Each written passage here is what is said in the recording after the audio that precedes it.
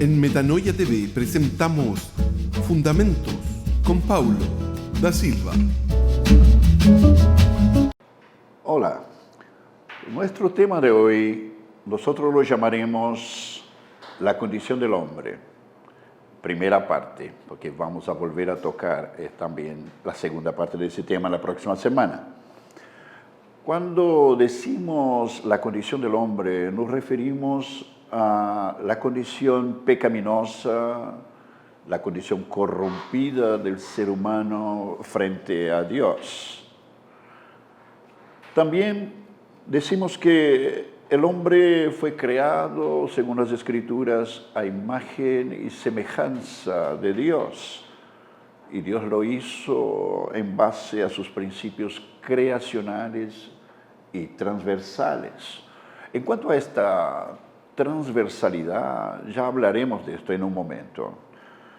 Pero al referirnos en base a sus principios creacionales, quiere decir que Dios creó el hombre un ser único, un ser personal, un ser ético y libre.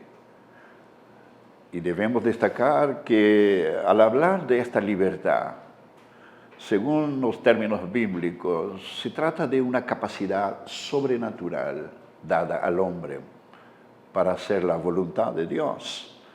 En otras palabras, libertad para hacer la voluntad de otro y no la propia. Yo sé que esto suena un absurdo frente a la realidad del mundo hoy, ¿no? A modo de referencia, veamos las palabras del único y verdadero autor de la verdadera libertad, Jesucristo. Allá en Juan capítulo 6, versículo 38, Jesús dice lo siguiente: porque he descendido del cielo no para hacer mi voluntad, sino la voluntad del que me envió. A semejanza de Cristo, la vida de Adán antes de la caída, nosotros podemos afirmar que era una expresión viva y perfecta de la voluntad de Dios, hasta que el momento que él oyó a Satanás, tornándose así su esclavo.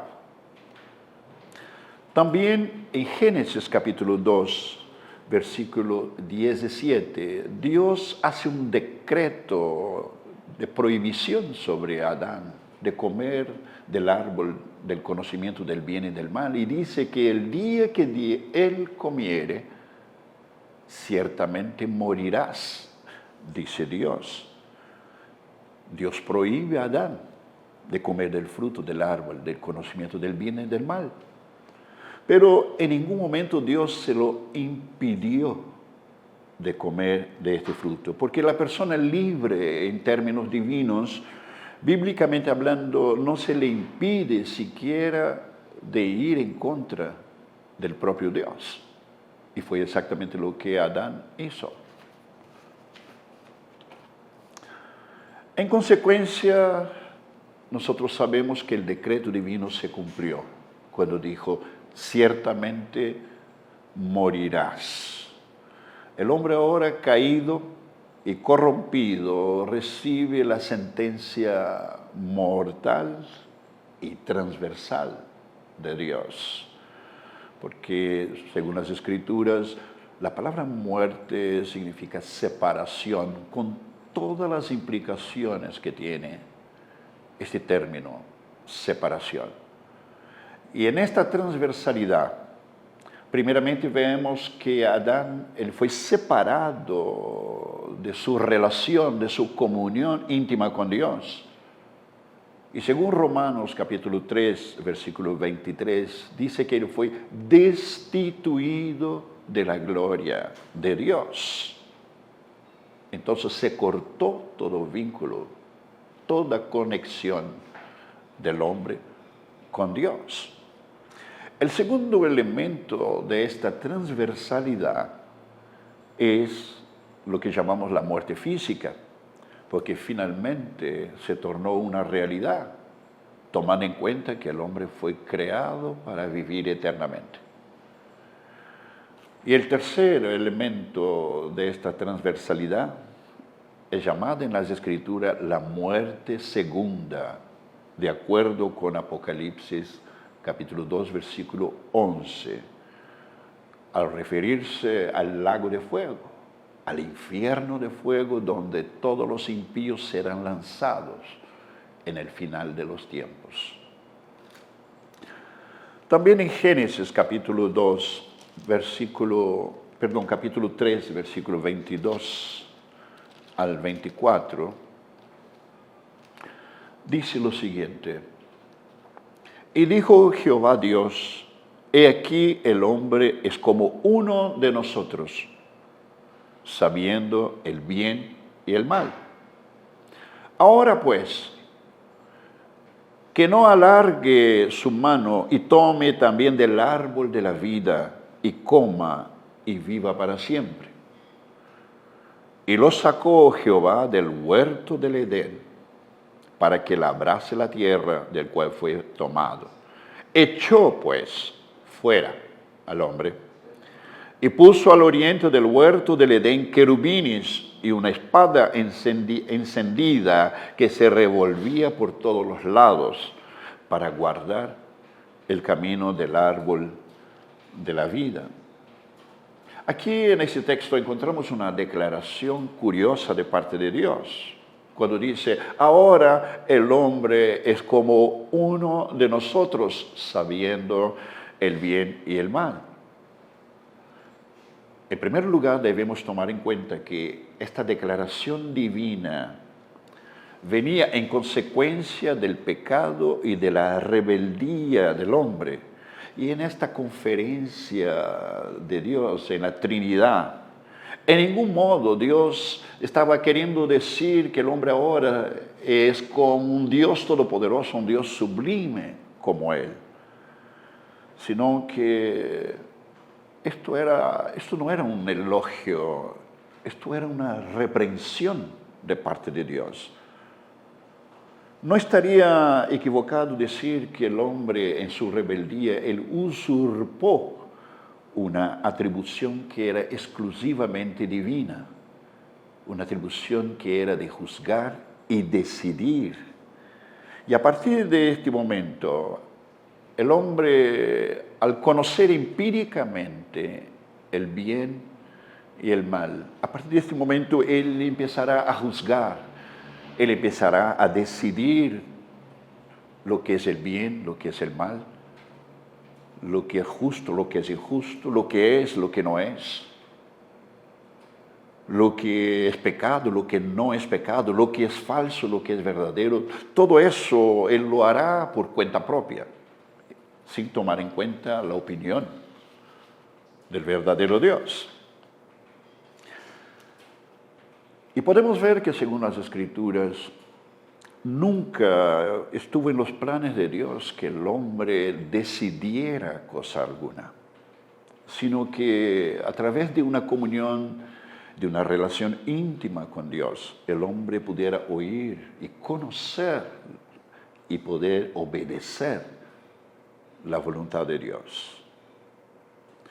En resumen, hoy podríamos decir que tenemos 8,000 millones de dioses caminando sobre la tierra, cada uno haciendo lo que quiere, o por lo menos lo que piensa que quiere.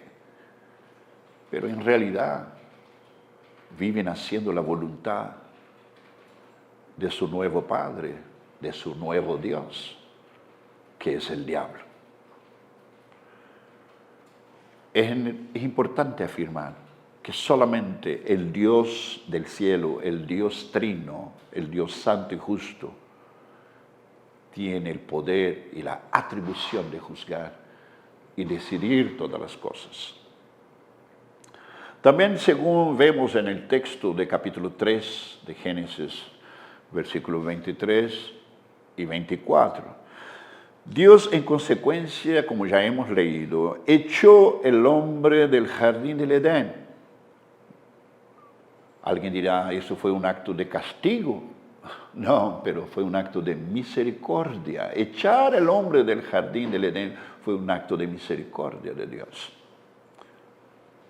¿Cómo? Bueno, Dios sabía que el hombre en esta nueva condición de rebeldía, de independencia de Dios, él trataría de alguna manera de poder entrar por el camino del árbol de la vida y comer del árbol de la vida. Y si lo hiciera, él perpetuaría su condición caída, su separación eterna de Dios, y no habría jamás solución, jamás habría salvación para el hombre. Entonces, al echarlo del jardín del Edén, nosotros decimos que es un acto de misericordia, porque Dios echa a andar el plan de redención por medio del Cordero de Dios, que según las Escrituras estaba preparado desde antes de la fundación del mundo. Una vez consumada su caída, el hombre se encuentra ahora en tinieblas, bajo el dominio del pecado y de Satanás, en total y franca oposición al reino de Jesucristo. También conforme a las Escrituras, nosotros vemos que el hombre entra bajo la ira de Dios, bajo el juicio y la condenación eterna de parte de Dios. Y se encuentra muerto en delitos y pecados, se encuentra esclavo, es ciego, porque no ve, no entiende cosa alguna de parte de Dios. Y se torna enemigo de Dios, aunque el ser humano no se considera enemigo de Dios, pero no se trata de la opinión humana sobre esto, se trata de lo que Dios tiene a decir sobre esto. Y Dios dice que el hombre que está separado de Él es su enemigo. No hay nada que pueda cambiar esto. Veamos algunos textos bíblicos que afirman esto. Por ejemplo, en Romanos capítulo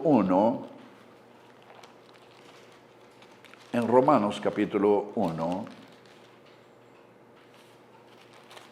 versículo 18, dice lo siguiente: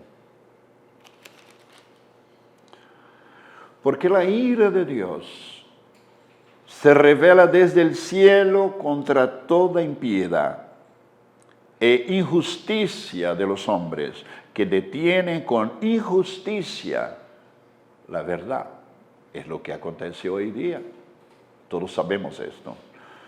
También nos dice que está bajo juicio de Dios. Bueno, Romanos 2:5 afirma lo siguiente: pero por tu dureza y por tu corazón no arrepentido. Otra vez la Biblia dejando en evidencia la realidad. Corazón no arrepentido, atesoras para ti mismo ira, para el día de la ira y de la revelación del justo juicio de Dios. Romanos 5, versículo 18, dice lo siguiente: así que, como por la transgresión de uno, nosotros sabemos quién, Adán, vino la condenación a todos los hombres. A todos los hombres. De la misma manera, por la justicia de uno, esto es Jesucristo, vino a todos los hombres la justificación de vida, bajo la ira, bajo juicio, bajo condenación. También en Efesios capítulo 2, versículo 1, dice que Él os dio vida cuando estabais muertos en delitos y pecados. El hombre está muerto para Dios. Es lo que la Escritura nos afirma. Y esto es necesario que el ser humano entienda esto. Él está muerto para Dios. En Juan 8:34 dice que aquel que hace pecado, esclavo es del pecado. Entonces, si hay una realidad que la Escritura deja absolutamente clara para nosotros hoy, que el hombre él es esclavo del pecado, porque él no puede vivir sin pecar. Él vive en la práctica del pecado, porque es esclavo del pecado y por ende esclavo de Satanás. Por más duro que suena esta afirmación, es lo que la Escritura nos enseña y no podemos dejar de decirlo. También en 2 Corintios capítulo 4, versículo 4, dice que el Dios de este siglo, refiriéndose a Satanás, cegó el entendimiento de los incrédulos. Mira bien con qué propósito. Cegó el entendimiento de los incrédulos para que no les resplandezca la luz del Evangelio de la gloria de Cristo. El diablo tomó esta tarea personalmente, porque él sabe y conoce el poder del Evangelio de Cristo. Él sabe que es lo único que puede arrebatar las vidas, las almas de los hombres, de sus garras para el reino de Cristo. Por eso dice, él cegó el entendimiento. Por eso el hombre que está en tinieblas, el ser humano separado de Dios, no entiende. Él puede tener una deducción intelectual de lo que él piensa que Dios es, de lo que Dios dice. Pero jamás podrá entender lo que realmente significan las palabras de Dios, a no ser que el propio Espíritu de Dios le dé a conocer. Sin esto es totalmente, irremediablemente imposible. El hombre está ciego, está muerto, es ciego. Y como si no fuera suficiente, nosotros podemos leer en Romanos 5:10 también, que dice lo siguiente: porque si siendo enemigos fuimos reconciliados con Dios por la muerte de su Hijo, mucho más estando reconciliados seremos salvos por su vida. No creo que existan personas que se consideran a sí mismos enemigos de Dios. Yo creo que difícilmente vamos a encontrar a alguien que diga, yo sé que soy enemigo de Dios y que quiero ser enemigo de Dios. No creo que existan personas así, ¿o sí? Es posible, ¿no? Bueno, pero el punto es, no importa lo que el hombre piensa o diga frente a esto. Lo que importa es lo que Dios tiene a decir sobre esto. Y la palabra de Dios dice que el hombre es su enemigo. Por eso necesita ser reconciliado con Dios. Cuando decimos también que el hombre está bajo la ira, juicio y condenación, es porque el juicio de Dios sobre la humanidad, aunque mucha gente desconoce eso, por alguna razón no lo entiende, el juicio de Dios, que definiría condenación o salvación, ya aconteció. Digo esto porque mucha gente cree que en el juicio final, que sí vendrá algún día, allí se definirá quién se salvará, quién se condenará. Pero están equivocados, porque aquel juicio final obedece a otro propósito que ya mencionaré. Porque el juicio de la humanidad aconteció en la cruz del Calvario. También podemos leer el texto en Juan, capítulo 12, Evangelio de Juan, capítulo 12, versículo 31, dice lo siguiente: ahora pues es el juicio de este mundo. Ahora, Jesús dijo esto poco antes de subir a la cruz del Calvario. Ahora pues es el juicio de este mundo. Ahora el príncipe de este mundo será echado fuera. Todo ser humano fue juzgado en el momento en que Cristo moría en la cruz del Calvario. Todo ser humano fue juzgado allí y todos los poderes de tinieblas fueron juzgados también allí. Allí en la cruz, Dios estaba definiendo todos aquellos que serían llamados por Él para estar en el reino de Cristo, el reino de luz, y al mismo tiempo, por medio de esta misma cruz, estaba dejando en su justa condenación todos los demás. Bueno, hablamos del juicio final, que mucha gente equivocadamente piensa que allí se definirá su destino eterno. Pero no. En el juicio final que sí vendrá, donde todo ser humano enfrentará el juicio del gran trono blanco, enfrentarán el tribunal de Cristo. Allí serán juzgadas las obras, todo lo que los seres humanos han hecho.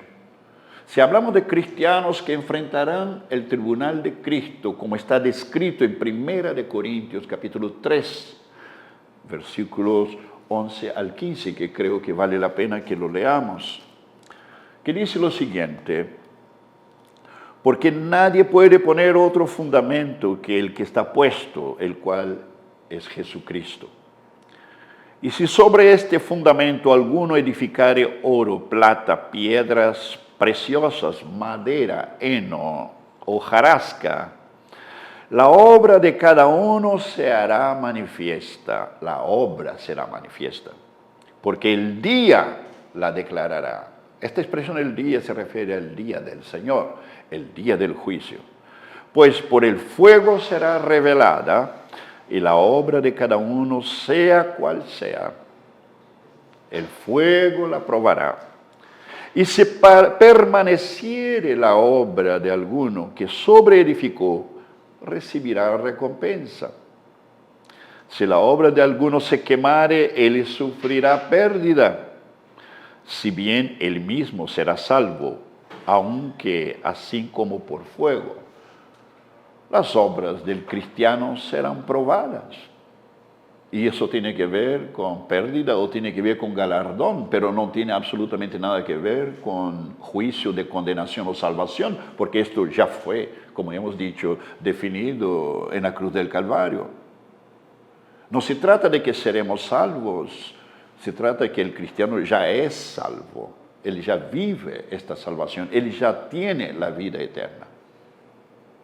Entonces, este destino eterno no será definido en el juicio final, sino lo que hizo será juzgado en el juicio final.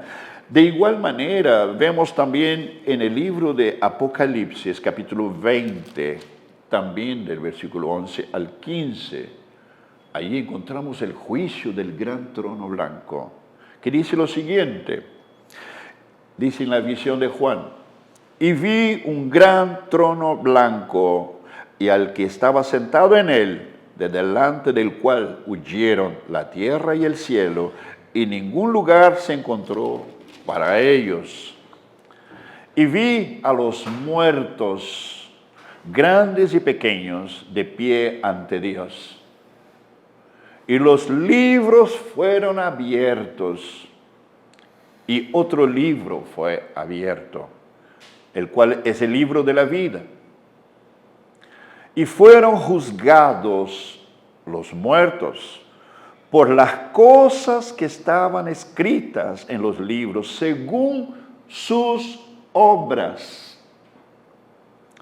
Y el mar entregó los muertos que había en él, y la muerte y el Hades entregaron los muertos que había en ellos, y fueron juzgados cada uno según sus obras. Y la muerte y el Hades fueron lanzados al lago de fuego. Esta es la muerte segunda. Y el que no se halló inscrito en el libro de la vida fue lanzado al lago de fuego. Palabra de Dios. es importante que tengamos presente eso, porque hay mucha gente equivocada con respecto a estas cosas. Muchos siguen aguardando una esperanza de que allá, en el momento final, algo bueno puede pasar con ellos. Muchos están engañados, o los que piensan así están totalmente engañados. La demanda de la cruz de Cristo, la demanda de salvación es hoy. Es hoy, es para ayer.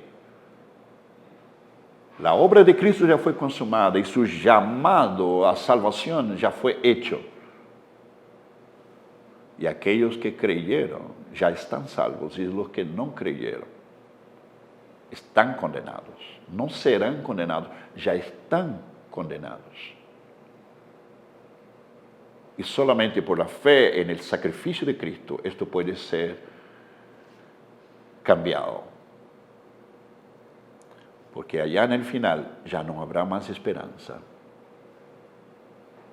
Las obras, lo que el hombre hizo, sus motivaciones, su conducta, su corazón, todo lo que hizo será juzgado en plena y absoluta justicia de Dios. Y cada uno recibirá de acuerdo a sus obras el juicio de Dios. Que Dios tenga misericordia de todos y que Dios bendiga a cada uno de ustedes.